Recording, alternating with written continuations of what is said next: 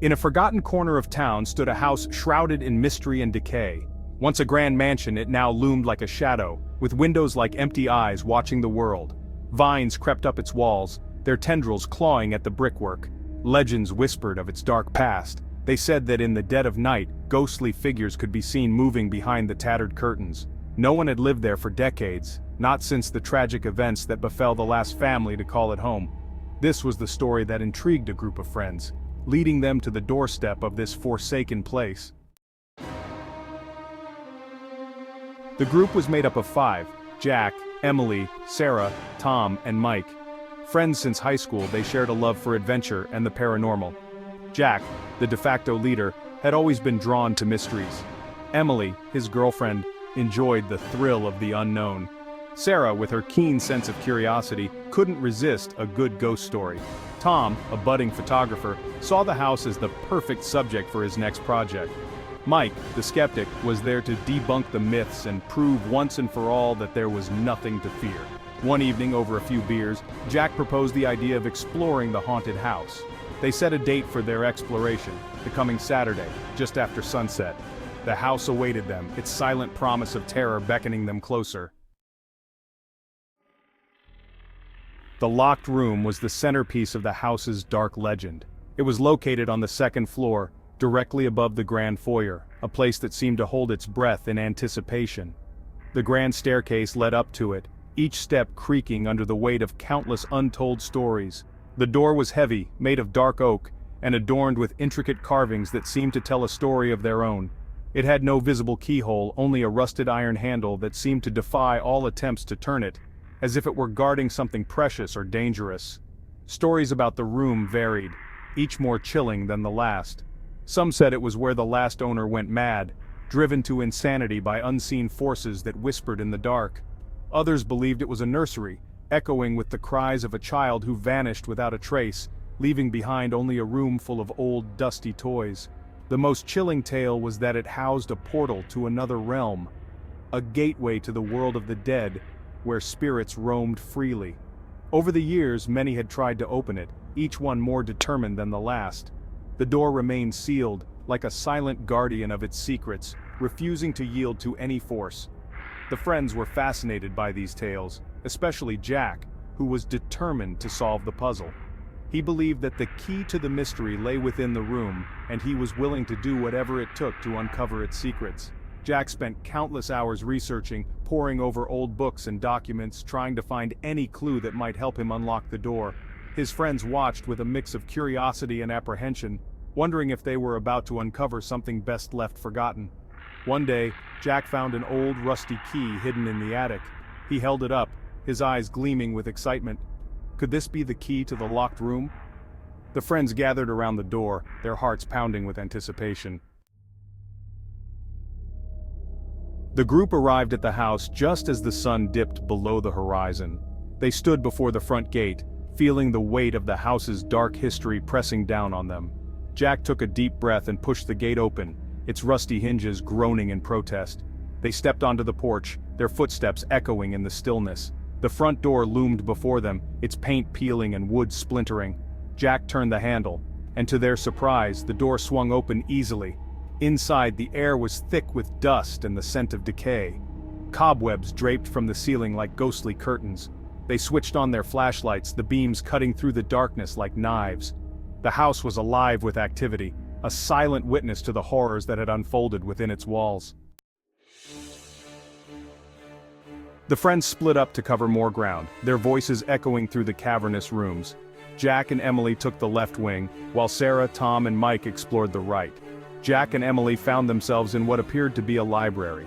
Shelves lined the walls, filled with old dusty books. Suddenly the door slammed shut behind them, plunging the room into darkness. On the other side, Sarah, Tom, and Mike encountered similar disturbances. In the kitchen, Sarah felt a cold hand brush against her arm, though no one was there. Tom's camera malfunctioned, its lens refusing to focus. They regrouped in the foyer, sharing their experiences.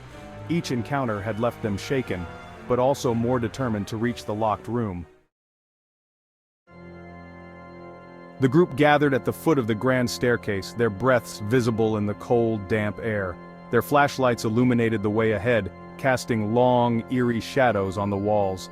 The locked room awaited them on the second floor, a silent challenge that seemed to mock their courage.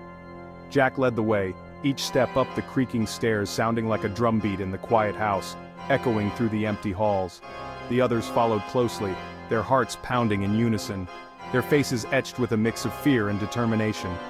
The hallway on the second floor was lined with closed doors, each one a potential hiding place for the house's secrets, each one a mystery waiting to be unraveled. Each door seemed to whisper its own story, but it was the door at the end that drew their attention, standing ominously at the far end of the corridor. The door at the end of the hallway seemed to beckon them, its presence both inviting and foreboding. Jack pulled out the crowbar, his hands trembling slightly, the weight of the moment pressing down on him. He wedged the tool into the gap between the door and the frame, applying pressure with all his might, the wood groaning in protest. With one final push, the door flew open, revealing a room shrouded in darkness, the air thick with dust and mystery. The sight that greeted them was both fascinating and horrifying, a tableau of forgotten memories and hidden horrors waiting to be discovered. On the floor, arranged in a circle, were several small, weathered dolls. Each one was dressed in old-fashioned clothing, their porcelain faces cracked and eyes staring blankly. At the center of the circle lay an old leather-bound book, its cover worn and pages yellowed with age. Jack stepped forward and picked up the book. He opened it carefully, the pages brittle under his fingers. The book was filled with strange symbols and drawings, a language none of them could understand. Emily noticed a small, tarnished key lying next to the book. They searched the room for a lock that the key might fit. Tom's flashlight beam landed on an old chest in the corner, partially hidden by a tattered blanket. With trembling hands, Emily inserted the key and turned it, revealing its disturbing contents. As they stood there, the air around them seemed to grow heavier, pressing down on their chests. A cold draft swept through the room, extinguishing their flashlights one by one. They were plunged into darkness, the only sound their ragged breathing. In the oppressive darkness, they felt a presence, something unseen but unmistakably there. Whispers filled the room, unintelligible but insistent.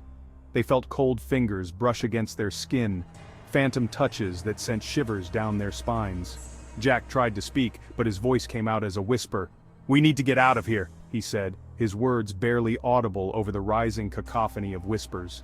They moved towards the door, but it slammed shut with a force that sent them stumbling back. They were trapped, prisoners of the house.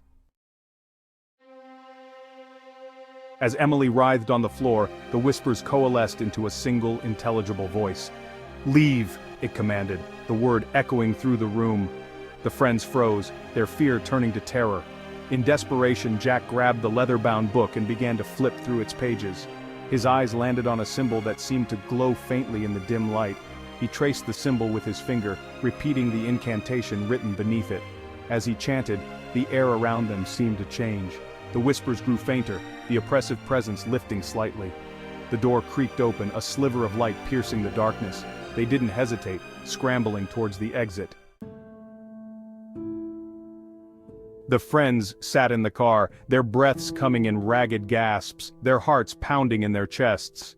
The silence between them was deafening, each one lost in their own thoughts, trying to process what had just happened. They had escaped, but the experience had left them shaken to their core. Every shadow seemed to move, every sound amplified in the stillness of the night. The road ahead was dark, but the darkness behind them felt even more oppressive. Emily clutched the leather-bound book to her chest, its pages now a source of both fear and fascination. The book held secrets, secrets that had drawn them into the house and nearly cost them their lives. They had uncovered the house's secrets, but at what cost? The memories of the eerie whispers, the cold drafts, and the feeling of being watched would haunt them forever. Jack started the car, the engine roaring to life, breaking the silence that had enveloped them.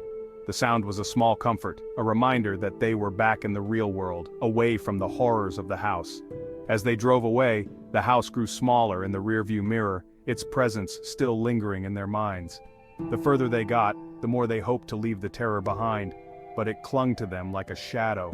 They vowed never to speak of the night again, to leave the past buried where it belonged. The pact was made in silence, a mutual understanding that some things were better left unspoken. But the memory of the house, and the horrors they had witnessed, would never fade. The images of the dark corridors, the ghostly apparitions, and the chilling sounds would replay in their minds, a constant reminder of their ordeal.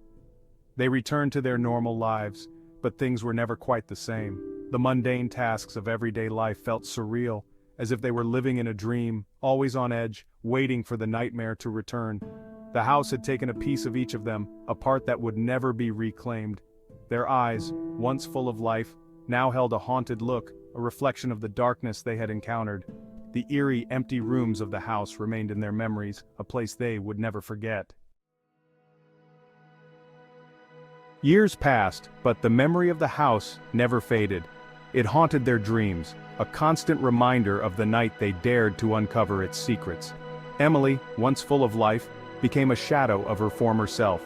She spent her days in solitude, the leather-bound book her only companion. Jack, too, was changed. He had always been the leader, the brave one, but the house had broken something inside him. Sarah, Tom, and Mike tried to move on, but they could never forget. They avoided the house, never speaking of it again. The house had taken a part of their souls, leaving them forever changed.